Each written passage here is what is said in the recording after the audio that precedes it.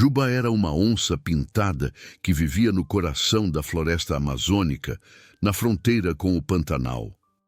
Ele não era apenas grande, era o maior felino das Américas em sua região, com músculos que pareciam esculpidos na sombra das árvores gigantes. Mas o que realmente distinguia Juba era seu ceticismo em relação a uma antiga lenda. A lenda dizia que as manchas de cada onça, as rosetas, eram tão únicas quanto impressões digitais, e que a chave para a segurança da floresta estava em decifrar um mapa escondido em um conjunto de rosetas que se repetiam. Juba achava isso bobagem. As rosetas nunca se repetem, ele bufava, exibindo orgulhosamente sua própria pelagem. É um fato científico, essa lenda é só para assustar filhotes. Um dia, Capitu, a capivara que funcionava como mensageira da floresta, apareceu ofegante. Juba! Juba! Um grupo de exploradores com câmeras capturou a imagem de um filhote, e as rosetas dele são idênticas às do seu tio-avô, o velho Manchas. Juba sentiu seu pelo arrepiar. Se a lenda fosse real e existisse um padrão repetido, isso significava que o tal mapa da Floresta Segura também existia. Ele precisava ver para crer, mas o filhote havia sido levado para uma ilha temporária no meio de um grande rio, longe de onde poderiam ser alcançados por terra. Para resgatá-lo e verificar a tal repetição de manchas, Juba teria que fazer algo que ele gostava, mas que era odiado pela maioria dos outros felinos: mergulhar. A travessia era arriscada. O rio estava agitado e cheio de predadores, mas Juba, sendo uma ótima nadadora, sentiu-se em casa. Ele se jogou na água com a graça de uma lontra, seus músculos poderosos impulsionando-o contra a corrente. Ele nadou por horas, a ponto de exaustão, até avistar a ilha. Ao se aproximar, Juba percebeu que havia algo ainda mais curioso na ilha. Uma segunda onça, completamente preta, espreitava nas sombras. Ela era incrivelmente furtiva e parecia estar protegendo o filhote. Juba, cauteloso, esperou o anoitecer. Ele sabia que suas habilidades de caça eram potencializadas sob a escuridão. Quando a noite caiu, ele se esgueirou para a clareira onde o filhote estava. A onça preta apareceu de repente, bloqueando seu caminho. "Quem é você?", sibilou Juba. A onça preta deu um passo à frente, revelando que, sob a luz fraca da lua, suas rosetas escuras podiam ser vistas. "Eu sou Sombra. E sim, eu sou uma onça pintada, apenas com mais pigmento", ela respondeu calmamente, provando a curiosidade da onça preta ser uma variante da pintada. "Eu também sei da lenda das rosetas repetidas. O filhote está seguro. Viemos juntos."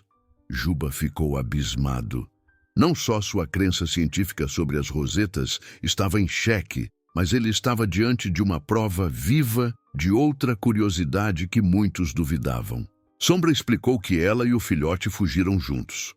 O filhote, cujo nome era Pontinho, tinha de fato as rosetas idênticas ao bisavô, e os exploradores queriam usá-lo para encontrar o mapa da lenda.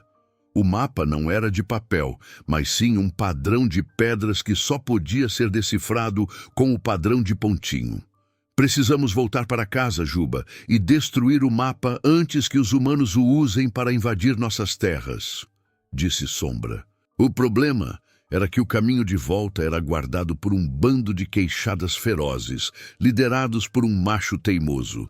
Os queixadas tinham se instalado em uma passagem estreita e eram conhecidos por serem difíceis de dispersar, sendo capazes de causar ferimentos graves com suas presas.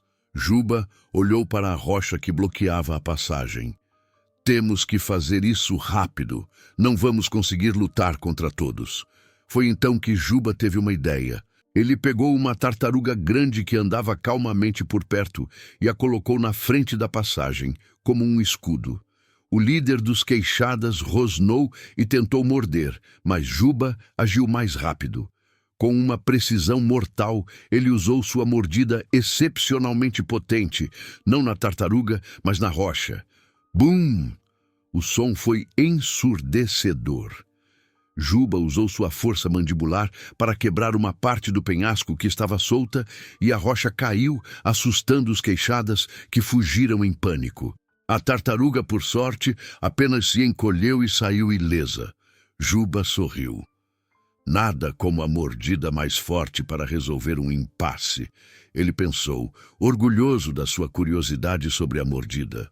De volta à floresta, Sombra e Juba levaram Pontinho até o local do mapa de pedras. Eles compararam as rosetas de Pontinho com o padrão e, de fato, as rosetas se encaixavam em uma sequência, revelando a localização do mapa.